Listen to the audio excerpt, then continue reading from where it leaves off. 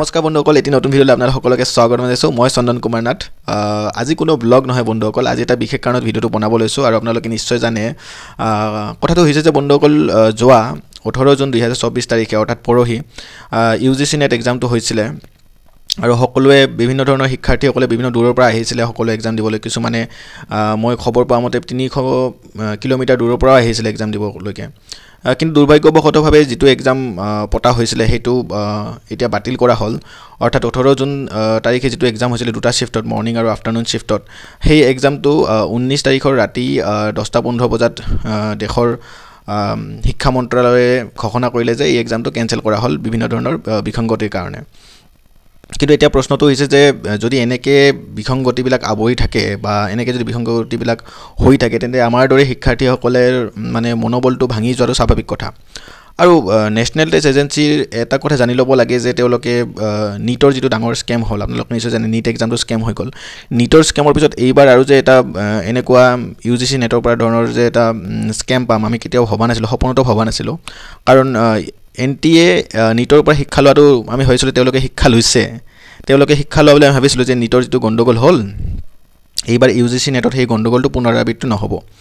কিন্তু অতি দুৰ্ভাগ্যবশতভাৱে পুনৰ সেই স্কেমটোৱে হৈ গ'ল আৰু এইবাৰো বিসংগতি দেখা দিলে, যাৰ ফলত 18 জুনত হৈ যোৱা এক্সামটো কেঞ্চেল কৰিব লগা হ'ল। কিন্তু এতিয়া প্ৰশ্নটো হৈছে যে যিসকল শিক্ষাৰ্থীয়ে কষ্ট কৰি ছমাহ এবছৰ কষ্ট কৰি এক্সামবিলাক দিছিলে, যিবিলাকৰ আমি নেট কোৱালিফাইড হ'ম, তেওঁলোকৰ কষ্টবিলাক অথলে যাব নেকি? এতিয়া বিভিন্ন ধৰণে গৃহ মন্ত্ৰালয়ে কৈছে, মানে চৰকাৰী আমাৰ শিক্ষা মন্ত্ৰালয়ে কৈছে ইতিমধ্যে যে এই এক্সামটো পুনৰবাৰ অনুষ্ঠিত কৰা হ'ব। কিন্তু প্ৰতিজন শিক্ষাৰ্থীৰ যিবিলাক কষ্ট থাকে, মনোবল থাকে, এতিয়া ইতিমধ্যে তেওঁলোকৰ ভাঙি গৈছে মনোবল। কাৰণ বিভিন্ন ধৰণৰ কমেণ্ট মই পাই আহিছোঁ তেনেকৈ।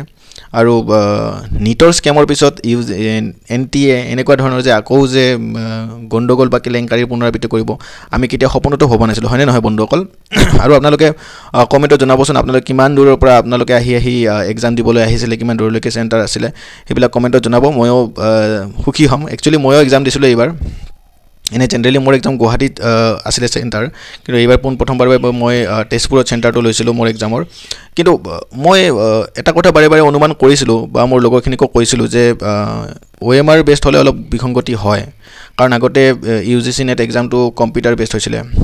মই জনাতো প্ৰথমবাৰৰ বাবে চাগে এইবাৰ OMR বেষ্ট হৈছে, এনে আগতে হৈছিলে মই নাজানো। আপোনালোকে কমেণ্ট কৰিবচোন আগতে নেট এক্সামটো অফলাইন অৰ্থাৎ OMR বেষ্ট হৈছিলে নেকি? কিন্তু এটা কথা নিশ্চিত যে OMR বেষ্ট হ'লে অলপ বিসংগতি দেখাটো স্বাভাৱিক কথা। কাৰণ বিভিন্ন ধৰণৰ বায়'মেট্ৰিক টেষ্ট কৰা হয় যদিও তাত ৰৈ যায়। আৰু বিভিন্ন ধৰণে ইতিমধ্যে আমি খবৰো পাইছোঁ যে বিভিন্ন ধৰণৰ চেণ্টাৰত অসমৰ বাহিৰত তেনেকৈ কেলেংকাৰী কিছুমান হৈছিলে, ভুৱা শিক্ষাৰ্থীও গৈছিলে এক্সাম দিব। গতিকে যিটো ধৰণৰ কেলেংকাৰী হৈ গ'ল, ইয়াৰ ফলত সাধাৰণতে আমাৰ গোটেই ভাৰতবৰ্ষৰ শিক্ষাৰ্থীৰ মনোবল ভাঙি পৰাটো স্বাভাৱিক কথা। এতিয়া 2 নম্বৰবাৰ এক্সাম পাতিম বুলি কৈছে যদিও আমাৰ সেই আগৰ দৰে মনোবল বা আগৰ দৰে সেই পঢ়াৰ উৎসাহ উদ্দীপনাটো নাথাকিব।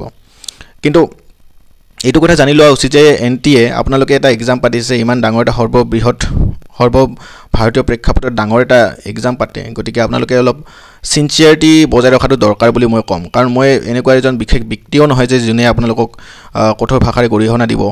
কিন্তু তথাপিও মই এইটোৱে ক'ম যে এজ এ এছপাইৰেণ্ট হিচাপে বা এজ এ শিক্ষাৰ্থী হিচাপে মই ক'ম যে এইবিলাক ফলত একচুৱেলি আমি মনোবল ভাঙি যায় আমাৰ। আৰু পুনৰবাৰ এক্সাম দিয়াৰ যিটো কথা কৈছে, হয়তো আমি দিম, কিন্তু তথাপিও সেই উৎসাহ উদ্দীপনা এক্সাইটমেণ্ট যিটো আমাৰ পঢ়াক লৈ উৎসাহ আছিলে সেইটো নাথাকিব পাৰে। আৰু মই এটা কথাই ক'ম যে এই ভিডিঅ'টোৰ জৰিয়তে যে একচুৱেলি এইটো এটা হাই টাইম, মানে এইটো সময় সমাগত যে এতিয়া বিকল্প কিছুমান ভাবিব লাগে। NTA দায়িত্ব অৰ্পণ কৰাটো উচিত হয়নে নহয় মই নাজানো, কিন্তু অলপ বিকল্প ভাবাটো দৰকাৰ। কাৰণ এনেকুৱা ধৰণৰ ঘটনাৰ ফলত আমাৰ দেশৰ শিক্ষা একদম নিম্নগামী হোৱা যেন হৈ গৈছে লাহে লাহে। কাৰণ ইয়াৰ ফলত কি ক'ম আৰু গোটেই ভাৰতবৰ্ষৰ শিক্ষা ব্যৱস্থাটোৱে তললৈকে নামি যোৱা বুলি ক'ব লাগিব। কাৰণ এনেকুৱা ঘটনাই বাৰে বাৰে এবাৰ হ'লে মানি লৈছোঁ, নীটৰ যিটো স্কেম হ'ল বা যিটো ঘটনা হ'ল আমি মানি লৈছোঁ, সেইটো ঠিক আছে। কিন্তু তাৰ সেইটো স্কেম মাৰ নাযাওঁতে, সেইটো স্কেম ডুব নাযাওঁতে আৰু মানে এটা কি ক'ম আৰু এমাহতে দুটা ডাঙৰ এটা সৰ্বভাৰতীয় এক্সামত যদি এনেকুৱা ধৰণৰ স্কেম হৈ থাকে বা এনেকুৱা ধৰণৰ যদি বিসংগতি হৈ থাকে, মই ভাবোঁ যে ইয়াতকৈ লাজৰ বিষয় একো হ'ব নোৱাৰে, হয়নে নহয় বন্ধুসকল?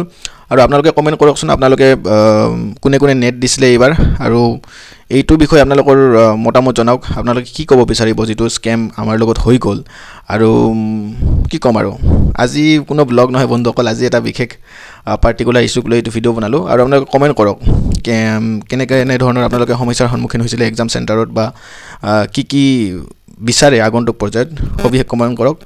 আৰু বলক আমি সকলোৱে একত্ৰিত হৈ ইয়াৰ বিৰুদ্ধে যুঁজ দিওঁ। আৰু মই ইতিমধ্যে বাতৰি কাকতত আৰ্টিকেল পঠাইছোঁ, সেইবিলাক চাগে পাব্লিছ হ'ব। আপোনালোকে ছ'চিয়েল মিডিয়াত মোক ফ'ল' কৰক, তাত পাই যাব। বাতৰি কাকতত মই আৰ্টিকেল ইতিমধ্যে লিখিছোঁ NTAৰ বিৰুদ্ধে। গতিকে চাওঁচোন কি হয় এতিয়া আগন্তুক পৰ্যায়ত, হয়নে নহয়? আপোনালোকে কমেণ্ট কৰক আৰু জনাওক আপোনালোকৰ মতামত। ধন্যবাদ।